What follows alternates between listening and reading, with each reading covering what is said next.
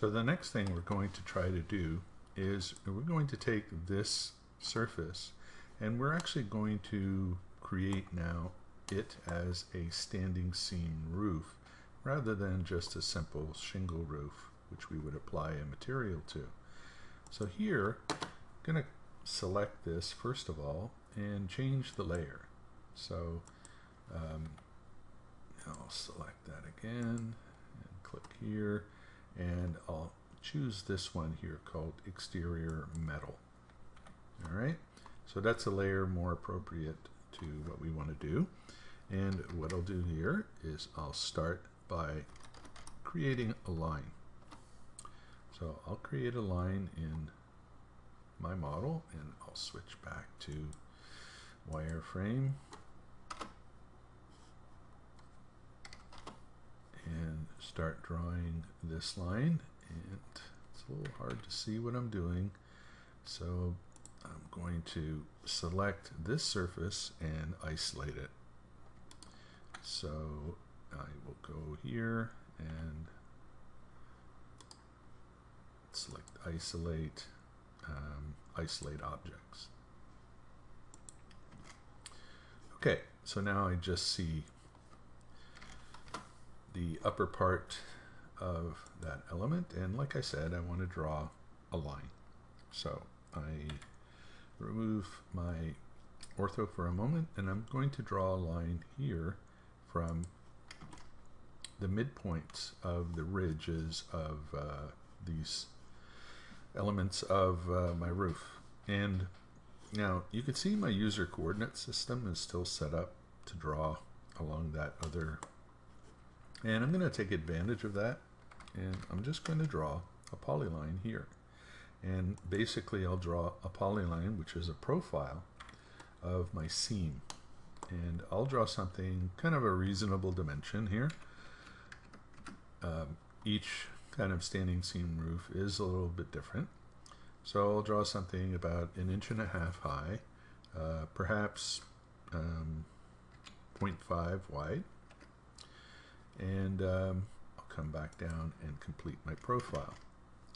I'll move that profile here to the end of my line, and while I'm at it, just in case I may need to do this again, I'm going to just copy my profile so it's somewhere.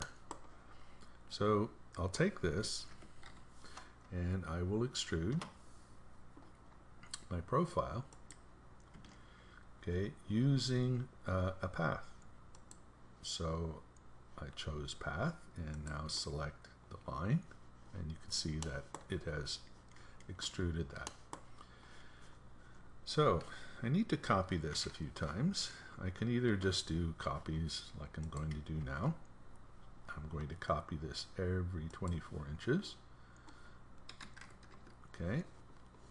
Again, it could be a little different for each sort of style, if you would. But anyway, I think I'm using some reasonable dimensions right now. And so I'll complete this. You can see here, creating a series of seams to the right hand side. And I think that's the last one. Yeah, okay. So you can see also very clearly that these go beyond this ridge, which we'll fix that in a moment. But before we do that, I'm going to just quickly set my user coordinate system back to world, and I will mirror these elements. So just choose them like that. Use the midpoint here. Okay, make sure I'm snapping to the mid by typing mid. And you can see here, goes down on the ground. Could also have used 3D mirror. That way I would have seen perhaps a little more clearly my mirror line. Alright, so I have all these things, and basically they need to be essentially cut. So the way we do that is first thing is we're going to union all of these elements. So we're going to make them basically one piece, say, or one 3D solid. So I've just gone ahead, selected them one at a time, and I union them together. So now I'm going to go back and I am going to create a polyline out of here, this section of the roof.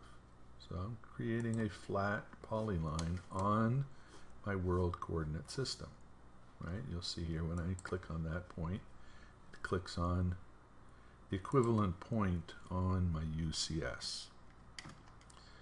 So once that's done, I'm going to take that, I'm going to extrude it up, and I will intersect that with these ridges. And you can see here now I have a nice clean set of ridges that stop at the main ridge of the roof. Now to do some of these other parts, you could just repeat the same kind of procedure we just did, or you could also, and this time I'll use 3D mirror, you can just mirror this whole section here. So let's do the other side of the roof just by doing 3D mirror. Okay, and I'll use the midpoint there as my mirror, first point in my mirror line, and there. Okay, and we see of course that it goes well beyond what we need, and we'll deal with this the same way we did with the first one. Is we're going to take a polyline here,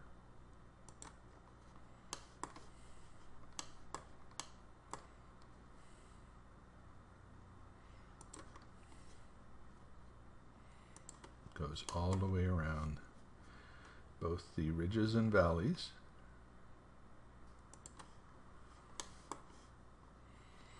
Okay, and just go ahead, extrude that,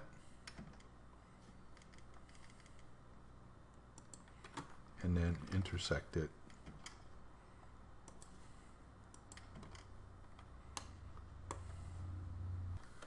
Okay, let's create one last one together, and then I'll go ahead and finish off the rest for you, and we'll come back and finish off one last element.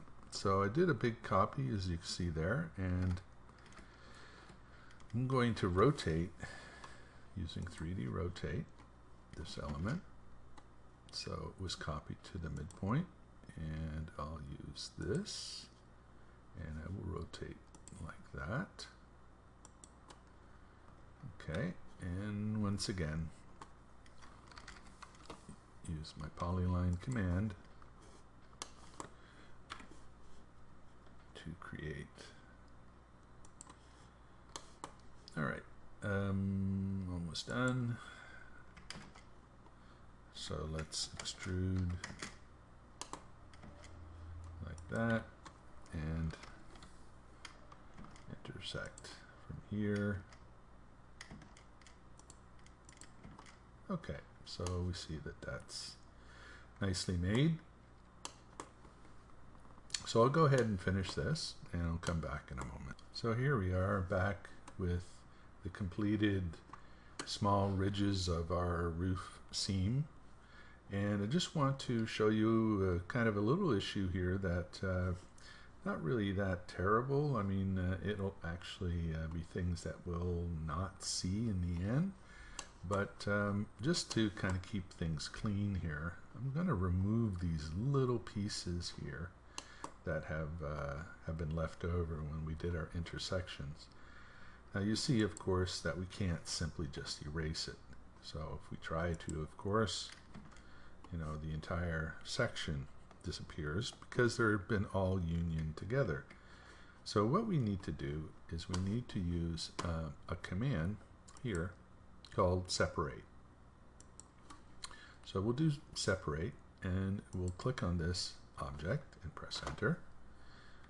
And we'll notice now that once we do that, it's a separate element. In fact, every single one of them are separate. So it is basically broken down the union of any elements that are not continuous. So if there's some space between them, it allows you to separate that part.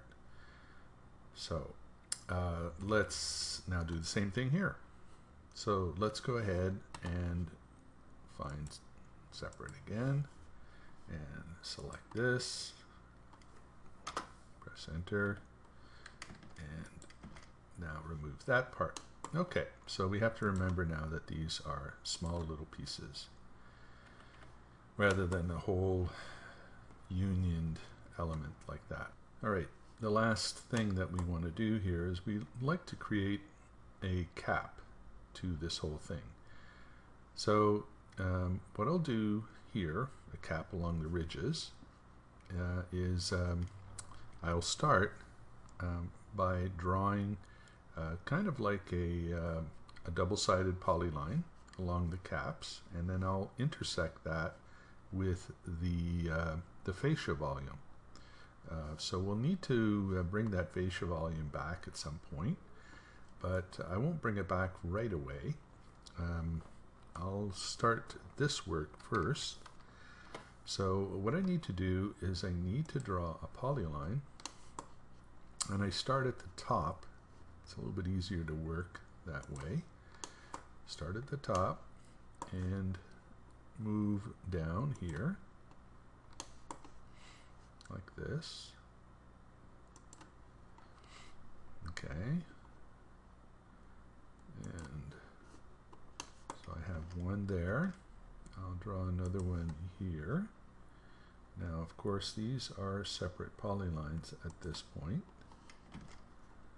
And I'll draw another one here, like that, and finish this off over here.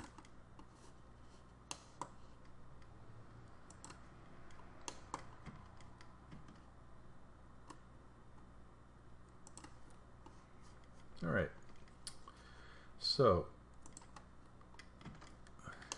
I have, you can see, kind of like almost looks like a spider's web worth of polylines, and well, it would be easier to work if that's all I was looking at. So let's do the following. Let's take these elements and let's move them to the metal layer. Okay, and this one's easy to select. That one we have to select a little more carefully. All right, and metal.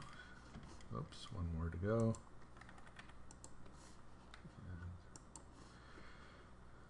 Okay, so I'm going to isolate now on this layer. And what I need to do is I'm going to create, like I said, a double-sided polyline, if you would. So I'm going to offset 2 inches on both sides.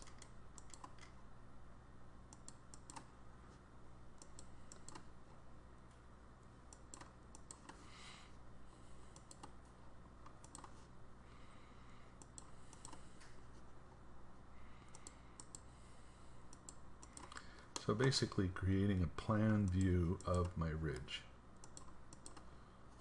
All right, and here at the corners, I'll need to add little sections like this. All right.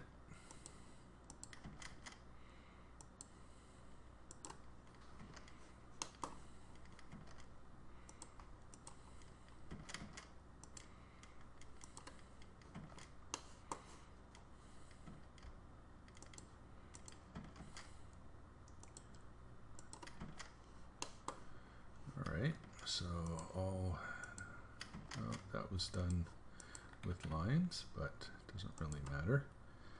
Okay, so I'm going to remove these center lines here. I'll just go ahead and erase them. And now I'll use a series of commands to clean up all these intersections. So sometimes trim is going to be the right command.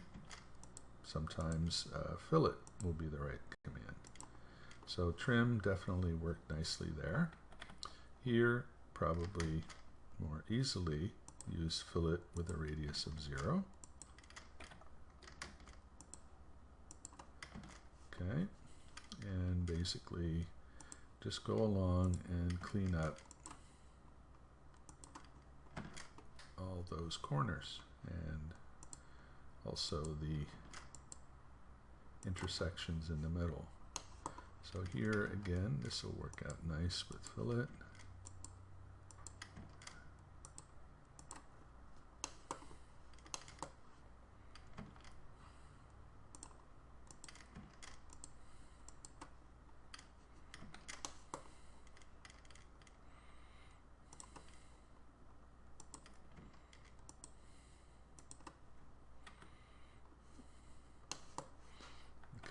Here we need to use trim.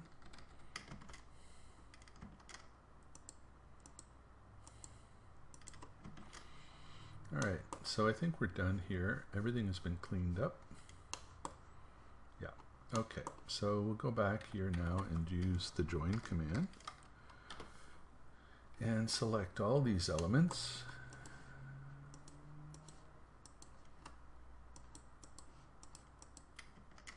Alright, and you can see here this is succeeded because it's telling me that 22 segments were joined together into a single polyline. So I'm going to copy this up here, and I am also going to bring back everything that I've isolated. So end object isolation and also layers. And so I will now copy my fascia like that, and I will copy it down, giving myself about a thickness of 2 inches.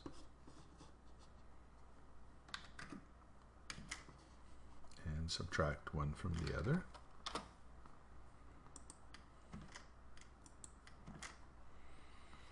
And then I'll take this, extrude it down,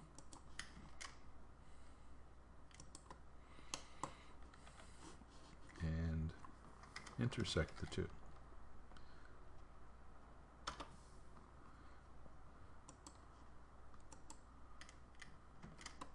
All right, so I will take that whole thing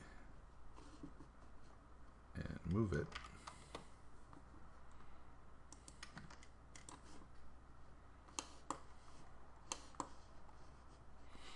down here. Okay, I'll move it first there and then move it back up half a unit. So, all right. Now, of course, it's on the wrong layer, but I just want to show you something that there's a little bit of a problem here. You can see that because we've extended this little element here on the top, which was shingles, and when we intersect with the fascia, it's half a unit short. So what we should do now is continue with this little move face operation just to bring that back out to where it needs to be. So just a final little refinement, okay, so that everything looks nice in the end. So we'll just go around and do that to that whole area. Oh, it looks like, oh no, it's still there. thought I was missing some of my roof, and that would complete our work. Alright, so I've gone around and finished all that, and just maybe a last few things to do is I'll switch out of the temp layer to something else, and I'll turn off the temp layer. Now, just so you can see how this looks, I'll leave it on the layer that we have, and then finally we'll put it on the same layer as the metal roof here. So I've selected it, and let's now place it on the metal layer. So there's our completed roof, and obviously it took us a little bit of time, but you can see that we have a really nice detailed roof here. That's going to make a really nice roof in your rendering.